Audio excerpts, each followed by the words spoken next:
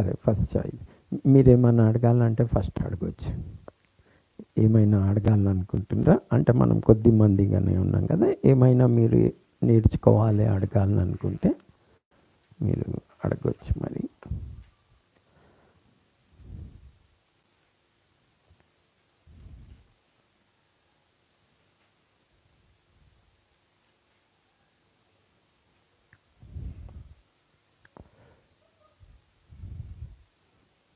ఏమడగరా?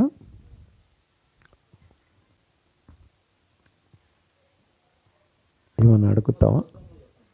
క్రిస్మసా?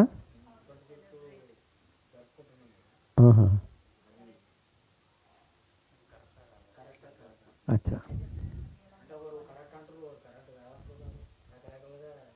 అచ్చా అచ్చా, ఓకే.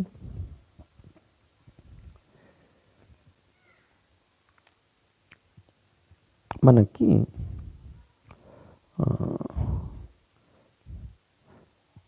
మొదటి కొరింథీ పత్రిక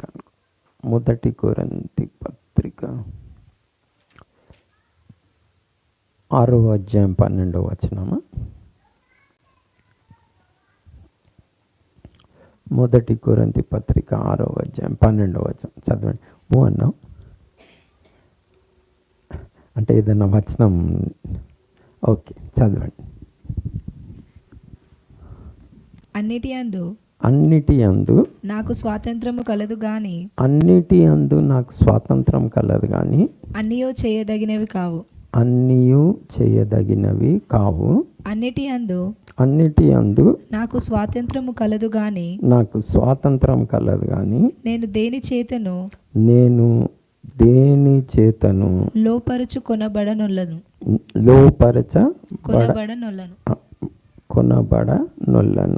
ఓకే, మనం ఇక్కడ చూసినట్టయితే అన్నీ చేయుటకు నాకు స్వాతంత్రం ఉన్నది కానీ అన్నీ చేయదగినవి కావు. అన్నీ చేయుటకు స్వాతంత్రం ఉన్నది కానీ దేనికి నేను బానిసను కాను. దేని అంటే లోబడవలను అని. సో మనకి సేమ్ అలాగనే ఇంకొక వచనం కూడా ఉంటుంది. మొదటి కొరింథీ పత్రిక 10వ అధ్యాయం 23వ వచనం. అన్ని విషయములందు నాకు స్వాతంత్రము కలదు గాని అన్నియు చేయదగినవి కావు. అన్నిటి యందు నాకు స్వాతంత్రము కలదు గాని అన్నియు క్షేమాభివృద్ధి కలుగజేయవు. అంటే ఇక్కడ ఏంది, నేను ఫస్ట్ ఏం చెప్పాలనుకున్నా, ఓకే మీకు క్రిస్మస్ చేయాలన్నది జ్ఞానంగా అనిపిస్తున్నది, చేస్తే నాకేం అన్ని బాధలు లేవు చేస్తే. కానీ అన్ని క్షేమాభివృద్ధి కలుగజేస్తాయా? క్షేమాభివృద్ధి అంటే ఆత్మీయంగా మనల్ని ఎదిగింపజేస్తుందా? ఆత్మీయంగా మనం ఎదుగుతామా, పెరుగుతామా? ఏదైనా మనం చేస్తే ఏం చేయాలి? ఆత్మీయంగా పెరగాలి లేదా ఎదగాలి. ఇప్పుడు అన్నీ చేయుటకు నాకు స్వాతంత్రం ఉన్నది కానీ అన్నీ చేయదగినవి కావు. అన్నీ చేస్తా అంటే అన్నీ చేయదగినవి కావు అంటే అన్నీ మంచివి కావు. మనం చూడాలి ఏది మంచిది ఏది మంచిది కాదని మనం చూడాలి. ప్లస్ అన్ని క్షేమాభివృద్ధి కలగజేయవు అంటే ఆత్మీయ ఎదుగుదల మనకి కలగజేయవు. సో మనం ఏం చేసినా కానీ ఏదంటే అది చేసుకుంటూ వెళ్ళిపోకూడదు. ప్రతి దానిని మనం ఏం చేయాలి? పరీక్షించాలి. సమస్తమును పరీక్షించి మేలైన దానిని చెయ్యాలి అని మనకి మొదటి తెస్సలోనికకు రాసిన పత్రిక అనుకుంటా, మొదటి తెస్సలోనిక 5వ అధ్యాయంలో ఉంటుందా? చూద్దాం. మనము మరి టెస్ట్ ఆల్ థింగ్స్ 21వ వచనం. సమస్తమును పరీక్షించి మేలైన దానిని చేపట్టుడి. సమస్తం ఏం చేయాలి? పరీక్షించాలి. ఇప్పుడు నేను కొన్ని వచనాలు చెప్తున్నా. ఏదైనా చేయాలంటే, క్రిస్మస్ అనే కాదు, మీరు ఏదైనా చేయాలంటే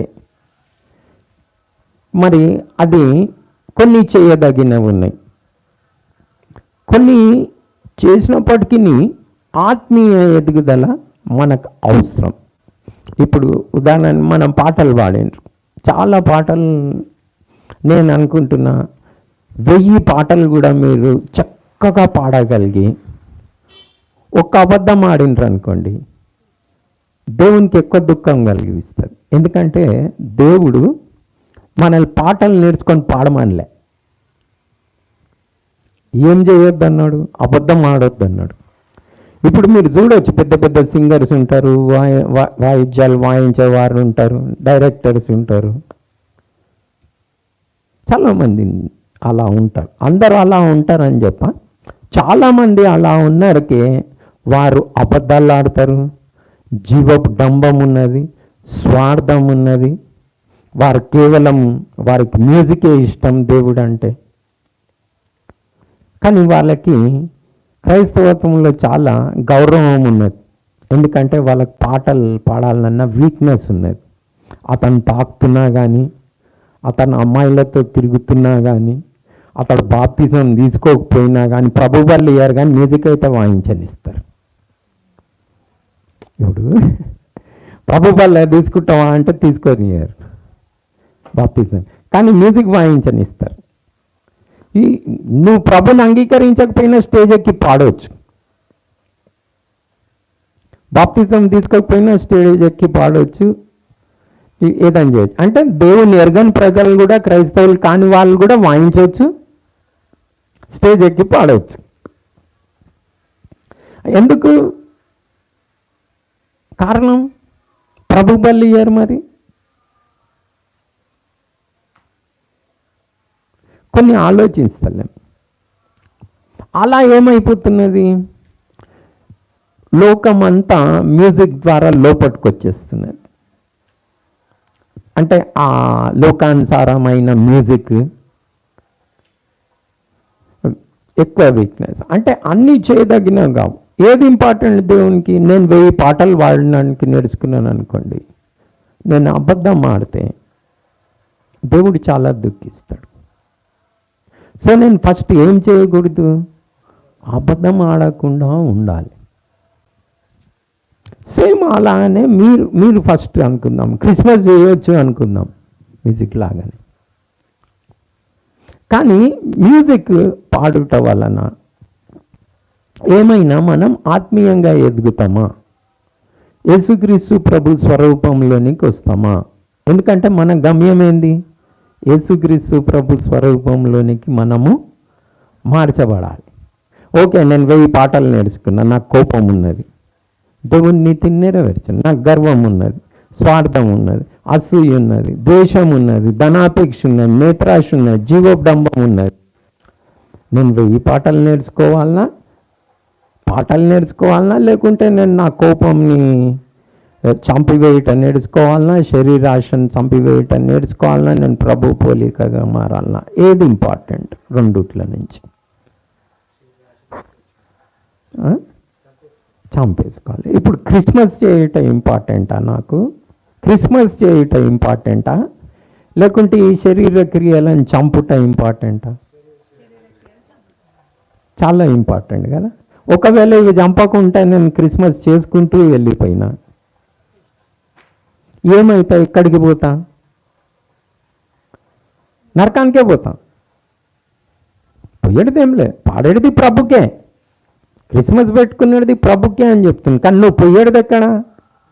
నరకానికే. సో ముందు మనం ఏం చేయాలి? టెస్ట్ చేయాలి. ఈ పని చేస్తే ఇంట్లో టైం ఎంత వేస్ట్ అవుతుంది, నేనేమవుతున్నా, దాని అంతం ఏంది అని మనం పరీక్షించుకోనకపోతే, టెస్ట్ ఆల్ థింగ్స్ ఏమని ఉన్నది? సమస్తంను పరీక్షించి ఏం చేయాలి? మేలైన దానిని చేయాలి, లేదంటే అది చేయనికి కాదు. ఇంకా ఏమని ఉన్నదంటే మనకు ఫిలిప్పీలకు రాసిన పత్రిక దాని మీదనే మనసు ఉంచాలని ఉన్నది మనకి. ఏవి మంచి న్యాయమైనవో ఖ్యాతి 4:8 4వ అధ్యాయం 8వ వచనం నుండి మనం చదివితే, మెట్టుకు సహోదరులారా ఏ యోగ్యత అయినను మెప్పైనను ఉండిన ఎడల ఏవి సత్యమైనవో ఏవి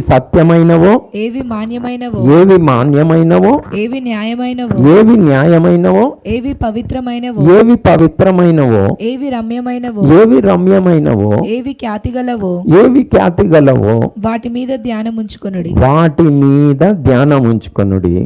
చదవండి. మరియు మీరు నా వలన ఏవి నేర్చుకొని అంగీకరించితిరో, నా యందున్నట్టుగా ఏవి వింటిరో, ఏవి చూచితిరో అట్టి వాటిని చేయుడి. అప్పుడు సమాధానకర్తయగు దేవుడు మీకు తోడై ఉండును. నేను ఏదంటే అది చేస్తా అంటే దేవుడు తోడుగుండడు. ఏం చేయాలి? ఏవి మాన్యమైనవో, ఏవి ఖ్యాతిగలవో, ఏవి పవిత్రమైనవో, ఏవి సత్యమైనవో, న్యాయమైనవో వాటి మీద ఏం చేయాలి? మీరు ధ్యానం ఉంచుకోవాలి. ఇంకా పౌలు గారు అంటా ఉన్నారు, ఏది నా వలన మీరు విని నేర్చుకొని ఉన్నారో దాని మీద మనసు ఉంచండి, అప్పుడు సమస్త జ్ఞానంకి మించిన దేవుని సమాధానం మీకేమవుతుంది? తోడు. నేను ఏదైనా చేస్తా, దేవుని సమాధానం నాకు తోడుగా ఉండని అంటూ ఉండదు. సో మనం ఏదైనా పని చేస్తున్నామంటే దాంట్లో ఆత్మీయ అభివృద్ధి ఉండాలి. ఏదైనా పని చేస్తున్నామంటే మనం మేలైనది చేయాలి. ఎందుకంటే మేలైనది చెయ్యనరిగి అలా చేయకపోతే ఏమవుతుంది? పాపం అవుతుంది. ఏదైనా బెస్ట్ చేయాలి, సమస్తమును పరీక్షించి మేలైన దానిని చేయాలి. మేలైనది చెయ్యనరిగి అలా చేయకపోతే ఏమవుతుంది? పాపం అవుతుంది. మనం చదవండి, ఆ మాట కూడా చదవండి. యాకోబు పత్రిక 4వ అధ్యాయం 17వ వచనం. యాకోబు పత్రిక 4వ అధ్యాయం 17వ వచనం. కాబట్టి మేలైనది చెయ్యనెరిగియు అలాగూ చేయని వానికి పాపం కలుగును. ఇప్పుడు మనం చూడండి, ఏవి చేసినా క్షేమాభివృద్ధి కలిగే పనులే చేయాలి. అన్నీ చేయటకు నాకేమున్నది? స్వాతంత్రం ఉన్నది. కానీ అన్ని క్షేమాభివృద్ధి కలగజేయం. అన్ని చేయటకు స్వాతంత్రం ఉన్నది, కానీ అన్ని క్షేమాభివృద్ధి కలగజేయవు. అంటే మనము ఒక గమ్యం నేర్చుకోవాలి. ఇప్పుడు ఒక బాబు 10th పాస్ కావాలని అనుకోండి, ఆయన గమ్యం ఏంది? 10th పాస్ కావాలి. ఆ 10th పాస్ కావాలంటే ఏం చేయవలసి వస్తుంది?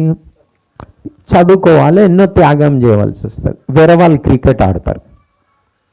క్రికెట్ ఆడేటప్పుడు ఈ బాబుకి ఏమనిపిస్తుంది? క్రికెట్ కూడా ఆడుకోవద్దా? ఆడుకో, కానీ ఎంతవరకు ఆడుకోవాలి? నీకు ఒక లిమిట్ ఉంటుంది. నేను క్రికెటే ఆడతా, నేను ఫెయిల్ అయితే మరి గమ్యం చేరలేదు కదా. వేరే వాళ్ళు సినిమాలు చూస్తుంటారు, టీవీ చూస్తుంటారు, ఆడుకుంటారు, కానీ గమ్యం ఏంది నీది? ఇవన్నీ చేయొద్దా? తప్ప లేదు. నేనేమన్నా టీవీ చూడు, ఏది లిమిట్గా మంచి కొంచెం తిరిగేసిరా, వాకింగ్ చేయి, నేనేమన్నా కొంచెం క్రికెట్ ఆడు, ఏమన్నా. కానీ గమ్యం ఏముండాలి? 10th పాస్ కావాలి. అది నువ్వు మంచి మార్కులతోటి పాస్ కావాలి, అప్పుడు నీ ఫ్యూచర్ బాగుంటుంది. నేను 10th పాస్ కాను, అక్కడ క్రికెట్ ప్లేయర్ కూడా కాను అంటే ఏం ప్రయోజనం? జీవితం పాడైపోతుంది, టైం వేస్ట్ అయిపోయింది. సో అలాగనే మనము సమస్తంని పరీక్షించాలి. మేలయ్యిందా కాదా? నేను దీన్ని చేయొచ్చా చేయొద్దా? ఏం చేస్తాను నేను క్రిస్మస్లో? ఏం చేస్తాం మనం క్రిస్మస్లో? ఇప్పుడు దాన్ని టెస్ట్ చేద్దాం మనం. ఇప్పుడు మనకేమని ఉన్నది? అన్నీ చేయుటకు నాకు స్వాతంత్రం ఉన్నది, కానీ అన్ని క్షేమాభివృద్ధి కలగజేయం. కదా. అంటే ఆత్మీయంగా నన్ను క్రీస్తు రూపంలోనికి మలచం. ప్లస్ మనం అన్నిటినీ పరీక్షించాలి. మేలైన దాన్ని చేయాలి, మేలైన చేయకపోతే అదేంది పాపం. ప్రతిదీ పరీక్షించాలన్నమాట. మనం పరీక్షించి మేలైన దానిని చేయాలి. ఇప్పుడు క్రిస్మస్ చేసేది మేలయ్యిందా అనేది మీరు పరీక్షించండి. మీరేమనుకుంటున్నారు? క్రిస్మస్ చేస్తే ఏమవుతుంది?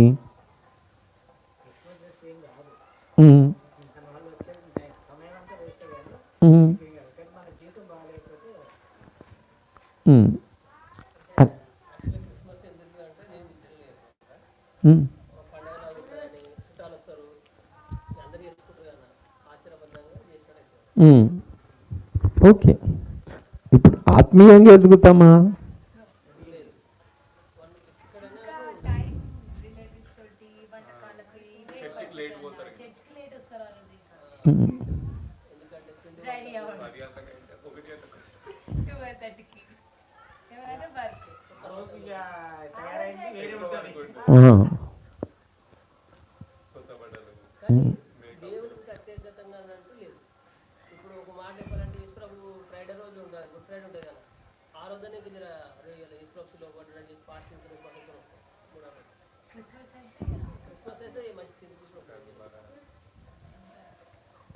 ఓకే, మీకే కొన్ని తెలుస్తున్నాయి కదా. ఇంకా దాన్ని నేను ఏమన్నా మీకు చెప్పాలి అన్నది ఏం లేదు, మీకే తెలుస్తున్నది. ఓకే, మనం నిజంగా ఆ దినంన ప్రభు చెప్పినట్టే మనం ప్రవర్తిస్తున్నామా? ఏదైనా ప్రభు చెప్పినట్టు ప్రవర్తిస్తున్నామా? తగ్గించుకునేది కానీ ఆ దినం ఏం చేస్తాము? పండుగ అంటే ఏంది అని నన్ను అడిగితే శరీరాశ నేత్రాశ అలా ఫుల్గా ఉంటుంది. ఎందుకు? ఫుల్గా తినుడు, ఇష్టమైన బట్టలు వేసుకున్నాడు. అవునా కదా? శరీరాశ నేత్రాశ ఫుల్గా ఉంటుంది. ప్లస్ నువ్వు చూయించుకుంటే జీవపు డంబం కూడా ఉంటుంది, నేను స్టూడెంట్స్ కదా. సో జరిగేది ఏం జరుగుతున్నది? ఆత్మీయ ఎదుగుదలకి ఆపోజిట్ జరుగుతున్నది. శరీరాశ ఉంది, నేత్రాశ ఉన్నది, జీవపు డంబం ఉన్నది. అందులో కనిపిస్తున్నది బయటికి. చెప్పనీకేంది? నేను సువార్త చెప్తున్నా అని అంటారు. సువార్త శరీరాశ నేత్రాశ జీవపు డంబం చేసుకొని చెప్పాలనా? చేసుకోకుండా కూడా చెప్పవచ్చు కదా. ప్లస్ మీకు కొన్ని క్రిస్మస్ అంటే అనుకుందాం, ఇప్పుడు ఇవి ఉన్నాయి కొన్ని, నేను కొన్ని చూస్తున్నా. క్రిస్మస్ అంటే చాలామందికి ఏమున్నది అని అంటే, ఇప్పుడు వేరే వాళ్ళు క్రిస్మస్ చేసే క్రైస్తవులను చూసి వేరే వాళ్ళు ఏం నేర్చుకున్నారో తెలుసా? క్రిస్మస్ అంటే ఒక స్టార్ కట్టుకోవాలి, లోపల ట్రీ పెట్టుకోవాలి, డెకరేషన్ చేయాలి, కొత్త బట్టలు కొనుక్కొచ్చుకోవాలి.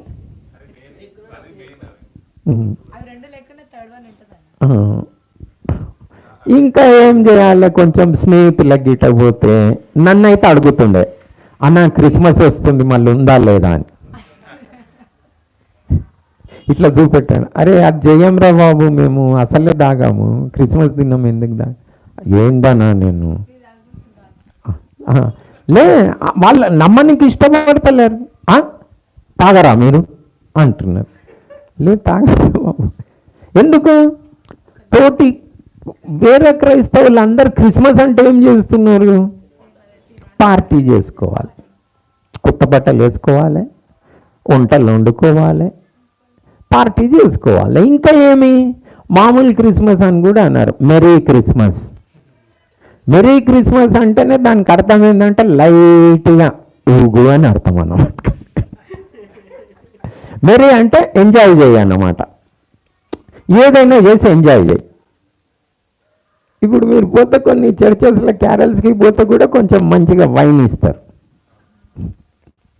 ఏంటి అంటే సాంప్రదాయం, వాళ్ళకి కొంచెం మంది ఇస్తారండి, సాంప్రదాయం అది, చేస్తారు అట్లా. మెరీ అంటే మేక్ మెరీ అంటే ఏంది? తిను తాగు ఆడు అని అర్థం అన్నమాట. లైట్గా మెరీ అంటేనే పోయి పోతారు, పోయి రోజు రాత్రి ఎవ్వరు రాని పోతారు, పోయి రోజు రాత్రి ఎవ్వరు రాని యవనస్తులు క్యారల్స్కి వస్తారు. ఎందుకంటే వారికి చెప్తారు, అరే ఈ రాత్రి అంతా మనం పాడాలి, మంచి వంటకాలు ఉంటాయి, బండ్లు వేసుకొని తిరగాలి, ఆడాలి. ఇక పోగానే యవనస్తులు రెడీ ఉంటారు పాడడానికి, ఆడడానికి, తినడానికి. పెడతారు కూడా వాళ్ళు అట్లా. కొంతమంది సేవకులకి క్యారల్స్ అంటే కానుకలు కలెక్ట్ చేయాలి. అరే ఇప్పుడే ఇస్తారు అని ఇంటింటికి పోవాలి, తినాలి, యవనస్తులతో ఆడిపియాలి. సిల్వన్ మోసేడిది నేర్పిస్తావా, ఆడిపించేది నేర్పిస్తావా? నువ్వు ఏది నేర్పియాలి మనం? సో నాకు ఏవి సువార్త చెప్పాలి. క్రిస్మస్ దినం ఎందుకు చెప్తూ? రోజు చెప్పు.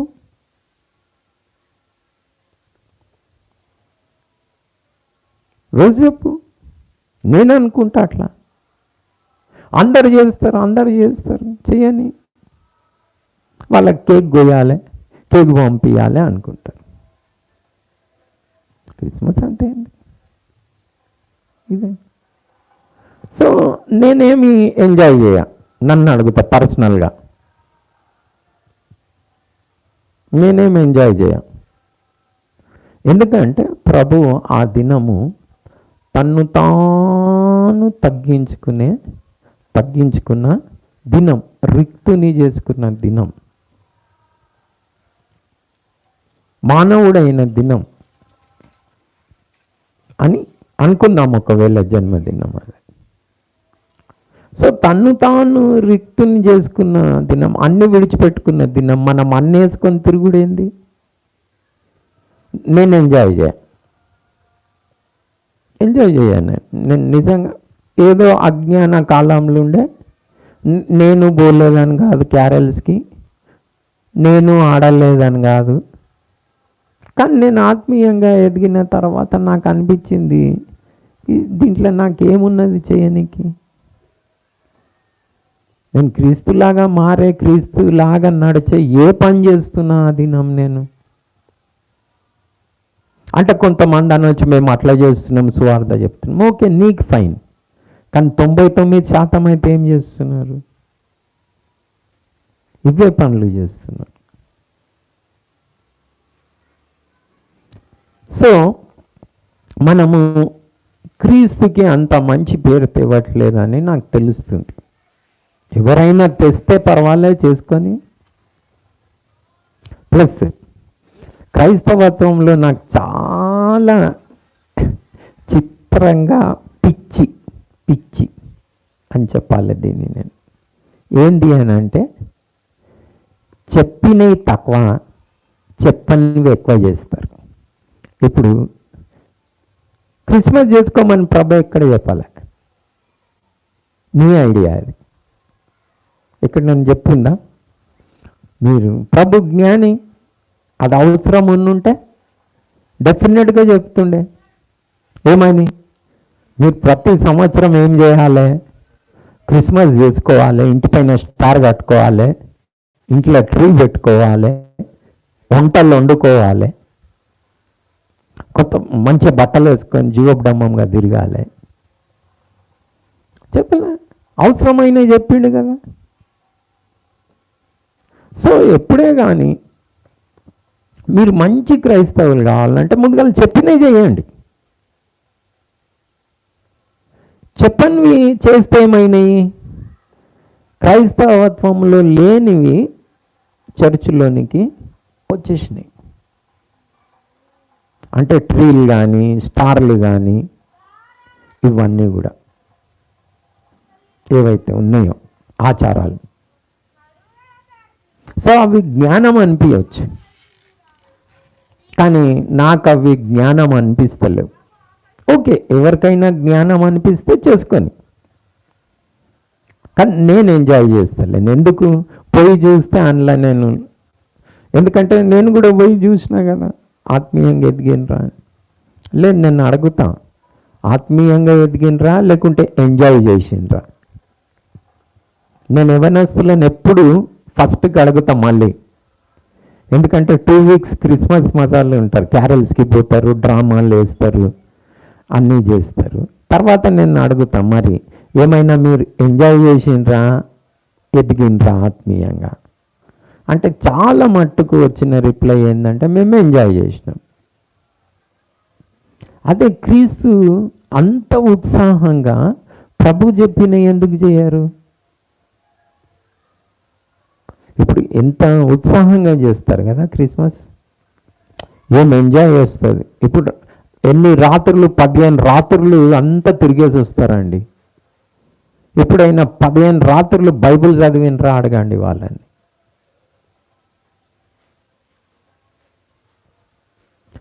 రాత్రులు టీవీ చూడకుంటున్నారా అని అడగండి.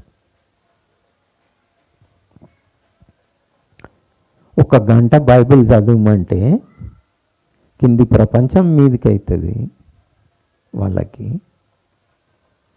ఈ 8 గంటలు బండ్ల రాత్రి చలిలా తిరగనికి మాత్రం ఎంజాయ్మెంట్, అది ఎంత మజా వస్తుంది తెలుసా? ఇంకా ఎంజాయ్ చేస్తారు, ఏం బాధ అనిపించదు. చర్చిలో కూర్చోమనండి వాళ్ళని అందరిని వచ్చి, కొద్దిసేపు వాక్యం టైం ఎక్కువ అయితే ఇవి చేపించుడు అయితే లోకం అంతా దిగేసి వస్తుంది. సో నాకు చెప్పినవి చేయబుద్ధి అవుతుంది, చెప్పనివి చేసి తలనొప్పి తెచ్చుకున్నాడు. సో మీరు కూడా మంచి క్రైస్తవులు కావాలంటే ముందుగాల సిలబస్ కంప్లీట్ చేయండి, చెప్పినవి ముందుగాల చేయాలి, చెప్పనివి తర్వాత. అంత నువ్వు ఎదిగితే, నీకు మేలైంది తెలిస్తే ముందు చెప్పింది అయితే చెయ్యి. సో ఏది ఇంపార్టెంట్ మనకి? చెప్పింది చేయడము ఇంపార్టెంట్. చెప్పిన ఎన్నో విషయాలు చేయట్లేదు. ఇప్పుడు సనగకండి అంటే సనుగుతూనే ఉంటారు. సాడులు చెప్పకండి అంటే సాడులు చెప్తూనే ఉంటారు. అబద్ధం ఆడకండి అంటే అబద్ధం ఆడుతూనే ఉంటారు. గర్వపడకండి, నాశనం వస్తుందంటే గర్వపడుతూనే ఉంటారు. మిమ్మల్ని మీరు తగ్గించుకోండి అంటే హెచ్చించుకుంటూనే ఉంటారు.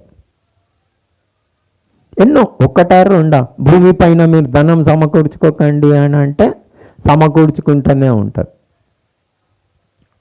1 2 కాదు కదా, ఎన్నో. సో మీ దృష్టి ఏం చేయాలి? మీరు మంచి క్రైస్తవులు కావాలంటే ఇవన్నీ నెక్స్ట్ తర్వాత చూద్దాం. కానీ మొదట ఏం చేయాలి? చెప్పినవి చేయాలి. చెప్పినవి చేయాలంటే ఎందుకు ఇంపార్టెంట్? చెప్పినవి చేస్తేనే మన ఇల్లు కూలిపోదు. బైబిల్ ప్రకారం చెప్పినవి నువ్వు చేయకుండా వేరే ఎన్నైనా చేసుకో, పొయ్యడిది నరకానికేను. పరిచర్య చేసినా కానీ అంటే ఆ దినం నా అనేకులు ప్రభుని చూసేయమంటారంట, మీ నామంలో దయ్యంలో వెళ్ళగొట్టిన, అద్భుతాలు చేసిన, ప్రవచించిన అంటే ప్రభు వారితో చెప్పిన మాటలు ఏంటంటే, నేను మిమ్మును ఎన్నడు ఎరగను, ప్లస్ అక్రమం చేయ. అక్రమం అంటే ఏంది? ప్రభువు చెప్పినట్టు చేయలే వీళ్ళు. ప్రభు పేరేట చేసిండ్రు కానీ ప్రభు చేసినట్టు చేయలే. అంటే ఉదాహరణకి ఏంది? ఇప్పుడు ధర్మం చేస్తే ప్రాబ్లం ఏం లేదు, కానీ కుడి చేయి చేసేది ఏం చేయొద్దు.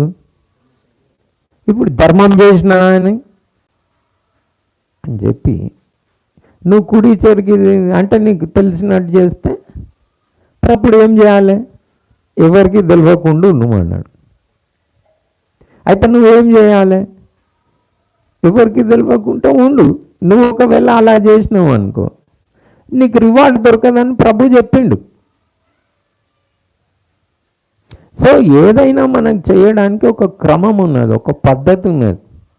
నేను అది చేయకుండా నేను వేరే ఏదైనా చేస్తే ఎప్పుడు నేను చెప్తా ఒకనికి సరిగా కనిపించు మార్గం గలదు, కానీ తుదక అదేం చేస్తుంది మరణానికి, నాకు సరిగా కనిపించచ్చు, అది మరణానికి దారి తీస్తుంది. అంటే ఇప్పుడు ఈ మధ్యలో ఒకటి వైరల్ అయ్యింది. ఏం వైరల్ అయ్యిందంటే మన మహేష్ బాబునేనా, కృష్ణ కొడుకు మహేష్ బాబేనా, మహేష్ బాబుది ఒక పిక్చర్ వైరల్ అయింది, ఫోటో. ఏంటంటే యేసు ప్రభు లాగా కనిపిస్తుంది. అరే మహేష్, నాకు చిత్రం అనిపించింది, మహేష్ బాబు ఏంది యేసుక్రీస్తు ప్రభు ఏంది, మహేష్ బాబు ఏంది యేసుక్రీస్తు ప్రభు ఏంది అని నేను ఇట్లనే చెప్పుకుంటా. ఒకరిని అడిగితే వాళ్ళు అన్నారు ఇగో ఇదే పిక్చర్ అని. చూసిన నేను ఆ పిక్చర్ ఎట్లుందని. ఏది ఈ ఫోటోలు పెట్టుకుంటారు చూడు జీసస్ క్రైస్ట్ది, ఆ జీసస్ క్రైస్ట్ ఫోటోనే కాదు,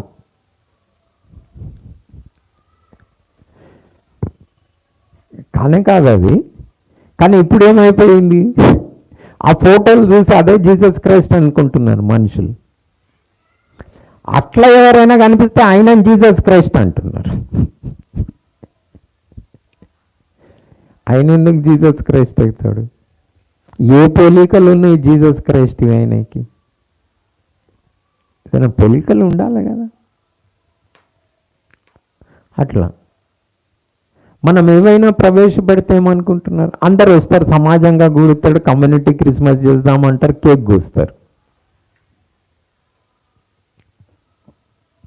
ఏ పోలికలు క్రీస్తు ఇలాగా ఉన్నాయి మనం చూడాలి. సో మీరు మరి నేనైతే నాకు ఇష్టం లేదు, నేను ఎంజాయ్ చేయ, అజ్ఞాన కాలంలో చేసిన, ఇప్పుడైతే మేలైన దాన్ని ఏం చేయాలనుకున్నా.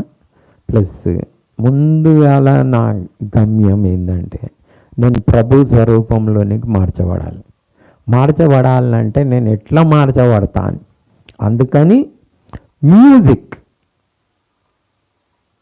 ని కూడా నేను ఎంకరేజ్ చేయాలి.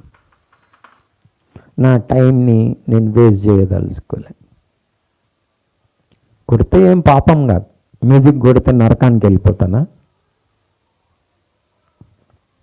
నేను చర్చికి పోతే అంటే ఇప్పటి నుంచి ఆల్మోస్ట్ 30 సంవత్సరాల నుంచి అన్న ఒక పాట పాడతారు. అదేంటంటే దావీదు వలె నాట్యమాడి తండ్రిని స్తుతించెదను. విన్నారా మీరు పాట? ఇది దావీదు వలె నాట్యమాడి తండ్రిని స్తుతించెదను. అందులో తంబూరతోను సితారతోను తండ్రిని స్తుతించెదను అని ఉంటుంది. ఓకే, నాకు అనిపించింది దావీదు వల్లే నాట్యం ఆడితే ప్రాబ్లం ఏమున్నది, పాపం ఏం కాదు. నేను నాట్యం ఆడితే నరకానికి ఏం పోను. తంబూరతోటి నేను తండ్రిని స్తుతిస్తే పాపం ఏం కాదు, నరకానికి ఏం పోను. కానీ నాకేం చెప్పాలని అనిపించింది, ఎన్నాళ్ళ వరకు తంబూరతోనే తండ్రిని స్తుతించెదవు, క్రైస్తవుడా ఎదుగవా, క్రైస్తవుడా ఎదుగవా అనిపించింది. కానీ జీవితం అంతా తంబూరతోటే వాడతావా? జీవితం అంతా నాట్యం ఆడతావా? కోపంని ఎవరు చంపుతారు? కాబట్టి నేను అంటున్నా, శరీర క్రియలను సిలువ వేసి తండ్రిని స్తుతించును అని. శరీర క్రియలను సిలువ వేసి తండ్రిని గణపరచు, క్రైస్తవుడా తెలుసుకో, క్రైస్తవుడా తెలుసుకో అని అనిపించింది నాకు. ఏంటి ఊరికే నాట్యం ఆడతావా? గంతనైనా క్రైస్తవత్వం అంటే ఎవరైనా చేస్తారు. నేను ఆల్ నైట్ చేస్తా. నాట్యం ఆడమంటే తంబుర వాయించమంటే, కానీ అది కాదు కదా. నేను శరీర క్రియలను సిలువ వేయాలి, లేకపోతే నేను నరకానికి పోతా. క్రీస్తులాగా లోకంని జయించాలి. కాబట్టి నాకు పాడాలని ఏమనిపిస్తుంది అంటే వాళ్ళకి చెప్పాలని, క్రీస్తు వలె లోకము జయించి తండ్రిని గణపరచు, క్రైస్తవుడా ఎదిగిపో, క్రైస్తవుడా ఎదిగిపో. నువ్వెప్పుడు చేస్తావు? మళ్ళీ లోకాన్ని ఎప్పుడు జయిస్తావు? ఎప్పుడు శరీర క్రియలను సిలువ వేస్తావు? ఎప్పుడు ఆత్మఫలం ఫలిస్తావు? జిందగీలంతా తంబురతోటి ఆడుతుంటావా? నేను ఫస్ట్ క్లాస్లోనే ఉన్న 60 ఏళ్ళు వచ్చిన తంబురతోటి ఆడుడు. ఎలాగే చేస్తావు? చేస్తే తప్పు కాదు, కానీ ఎన్నేళ్ళ వరకు చేస్తావు నువ్వు? అది చేస్తే పరలోకానికి పోతావా? ప్రభా ఏం చేసినావు నువ్వు? సిల్వర్ మోసిన అల్లే తంబురతో నిన్ను స్తుతించిన ఆయన పో నరకానికి అంటాడు. నాట్యమాడి స్తుతించిన ప్రభా అయితే ఏంది? నరకానికి పో. ప్రభు చెప్పలే? తప్పు కాదు, తప్పు కానీ నిన్ను నరకానికి తీసుకపోతే నువ్వు చేయవలసిన పని ఏంది? నువ్వు శరీర క్రియలను సిలువ వేయాలి, నువ్వు లోకంని జయించాలి, నువ్వు ఆత్మఫలం ఫలించాలి, నిన్ను నువ్వు ఉపేక్షించుకోవాలి, సిలువను మోసుకోవాలి, ప్రభుని వెంబడించాలి. ఇవి చేయకుంటే నేను తంబూరతోటి నాట్యం ఆడతా. ఎన్నాళ్ళ వరకు ఆడతావు? జిందగీలంతా ఆడుతూనే ఉంటావా? నేను కొందరిని చూస్తున్నా 20 ఏళ్ళ నుంచి కళ్ళు నాట్యమే, 20 ఏళ్ళ నుంచి కళ్ళు వాయించుడే, శరీర క్రియలను సిలువ వేయలే. అందులో ఏదైనా తప్పు పోతే చాలు చిర్రున కోపం వస్తుంది. చర్చిలో ఏదైనా మైక్ ఇస్తలేరు, సౌండ్స్ ఏదైనా చెంపదెబ్బలు కొడుతున్నారు. తెలుసా మీకు? కొట్టుకుంటున్నారండి, తిట్టుకుంటున్నారు. 20 ఏళ్ళు చర్చికి వచ్చి కోపం పోలే, ఇంకా తంబూరతోటి ఆడతావా? ఎన్నాళ్ళ వరకు ఆడతావు ఇట్లా? తండ్రి అని అట్లా స్తుతించమన్నాడా? ప్రభు చెప్పిండు, అది అజ్ఞాన కాలం ఉండి అట్లా చేసిండ్రు. ఇప్పుడైతే ఆరాధించువారు ఆయనను ఏం చేయాలి? ఆత్మతో సత్యంతో ఆరాధించాలి. ఏదైనా నేను ఆడి ఆరాధిస్తా అంటే అన్నీ చాయిస్, ఆరాధించుకో, నీ ఇష్టం, ఆ దినం లెక్క చెప్పుకో. కానీ ప్రభు అయితే చెప్పలే అట్లా. ప్రభు చెప్పిండా? చెప్పండి నాకు, చెప్పలే. చెప్పినే చేయి ముందుగాల, ఎందుకంటే ఆయననే సత్యం.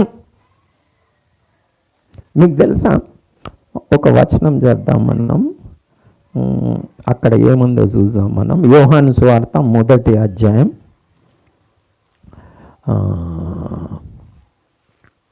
'కృపా సత్యములు యేసుక్రీస్తు ప్రభు ద్వారా'. ధర్మశాస్త్రం మోషే ద్వారా 14గా ఎన్నో వచనం? 17. ఓకే, చదవండి. ధర్మశాస్త్రము మోషే ద్వారా అనుగ్రహింపబడెను, కృపయు సత్యమును యేసుక్రీస్తు ద్వారా కలిగెను. వాళ్ళకి సత్యం తెలియదు.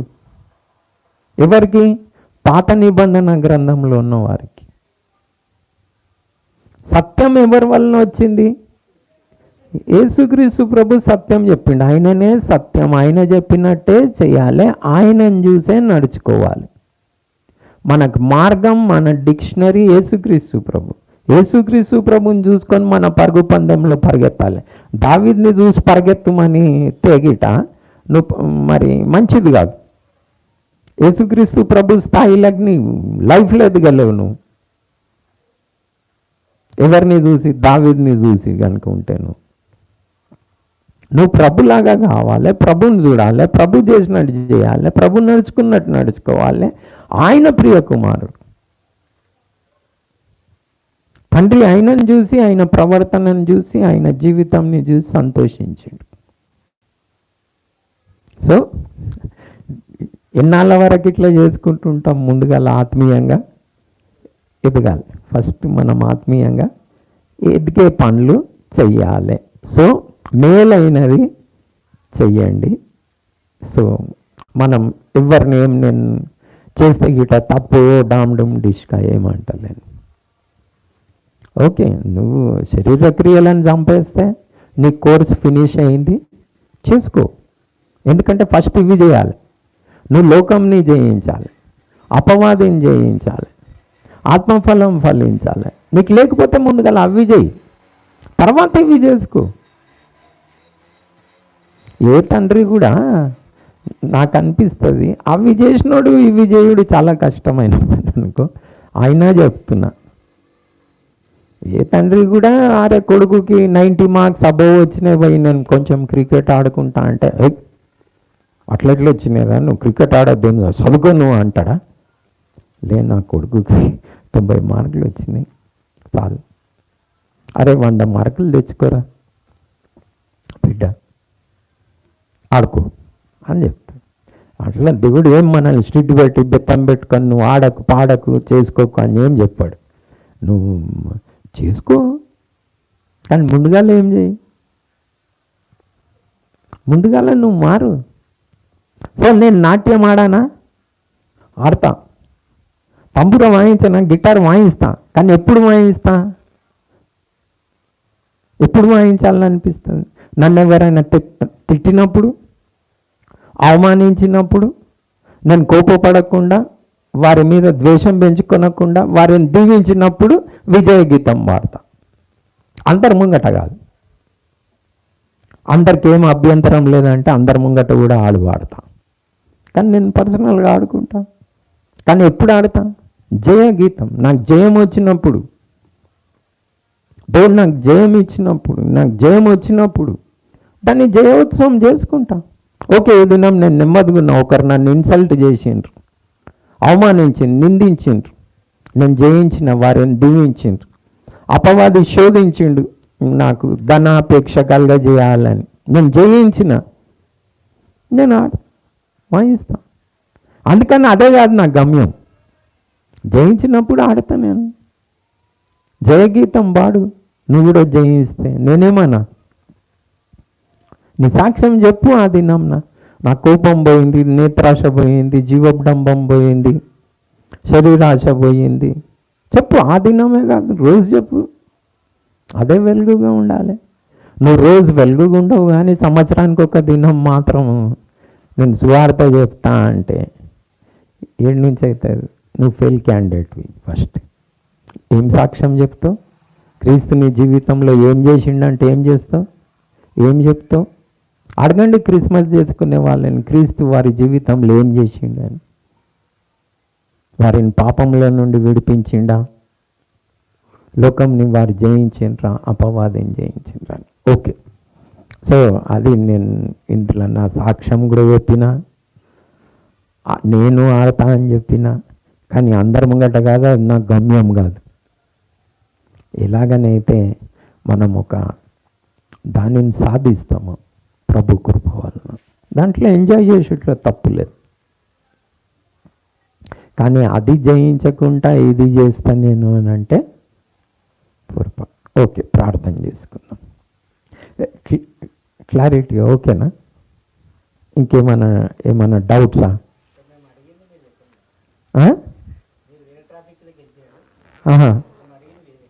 ఏది అడిగిండ్రు? లేదు, మనకు బైబిల్లో లేనే లేదని చెప్పిన, అయిపోయింది. ఒక్కటే వాడు చెప్పేసిన. యాక్చువల్గా ఏ దినం ఇదే దినం చేసుకోవాలని కాదు, ఏ దినం చేసుకునేది కూడా లేదు. ఇదే దినం చేసేది వేరే మాట.